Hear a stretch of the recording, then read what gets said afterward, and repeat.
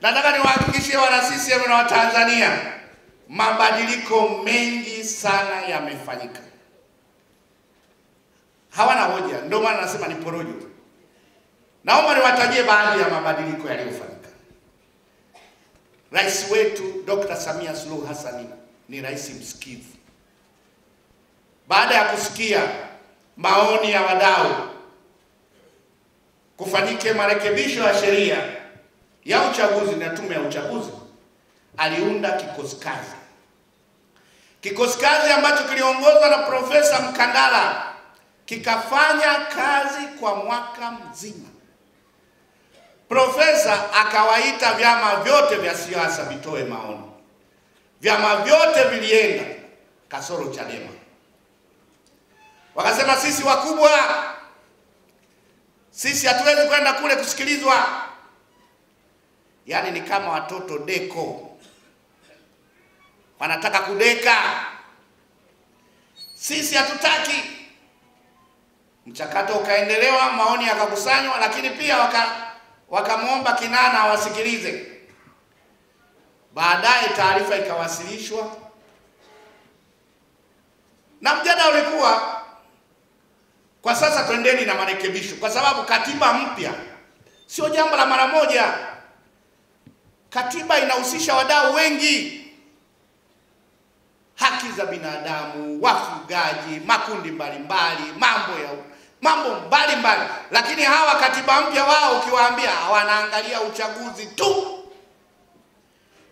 Kwa hiyo kaambia basi tufanye, maana kama ni katiba mpya, je, tunaanza mpya kuandika au tunaenda kwenye rasimu ya Warioba au ile iliporekebishwa na baada ya bunge? Mjadala ni mpana, na nataka nitumie nafasi hii kusema CCM ipo tayari kwa katiba mpya, lakini tukubaliane tunaanzia wapi na ni muda gani. Katiba sio kama unaweza tu kusema kama unavyopika ugali, umeinjika maji, unga, pika ikakamilika. Na Chadema wanaamini kama katiba unaweza kutengeneza ndani ya siku 3. Katiba ni jambo kubwa sana katika nchi.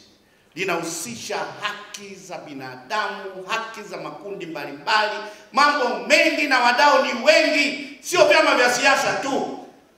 Kwa hiyo tutakapokuja kukubaliana namna ya kwenda huko mbele, tuko tayari.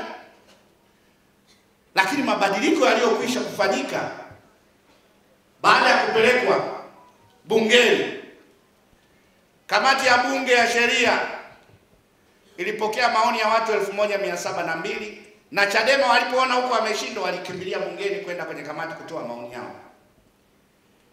Ukaingizwa mswada bungeni, tukapata sheria 2 kubwa.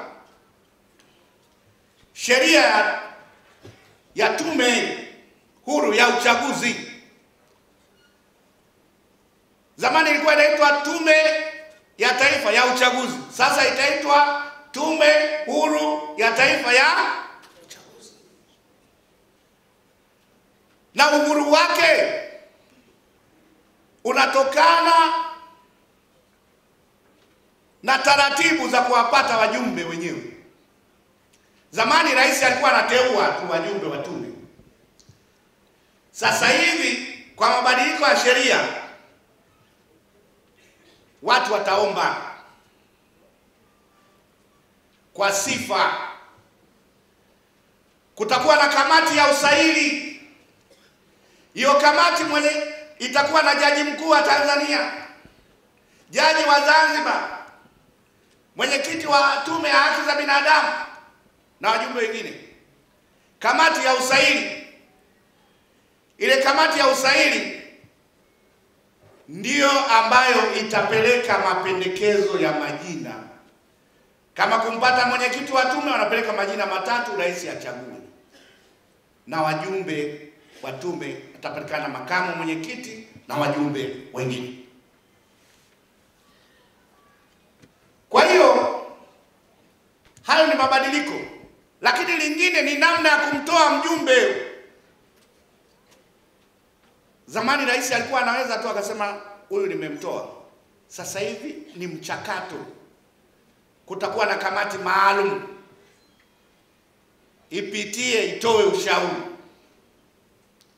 Kwa hiyo tume hii imebadilika namna masharti ya kuwapata wajumbe na masharti ya kumuondoa mjumbe.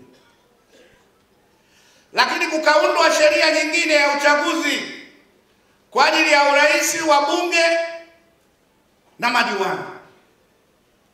Mabadiliko yaliyomo humo, la kwanza, wakurugenzi hawatakuwa tena wasimamizi wa uchaguzi. Badala yake watakuwepo watumishi waandamizi wa umma, si wakurugenzi. Maana ukiwasikia tumechoka kuengolewa na wakurugenzi, nani kakwambia kwamba wakurugenzi watasimamia uchaguzi?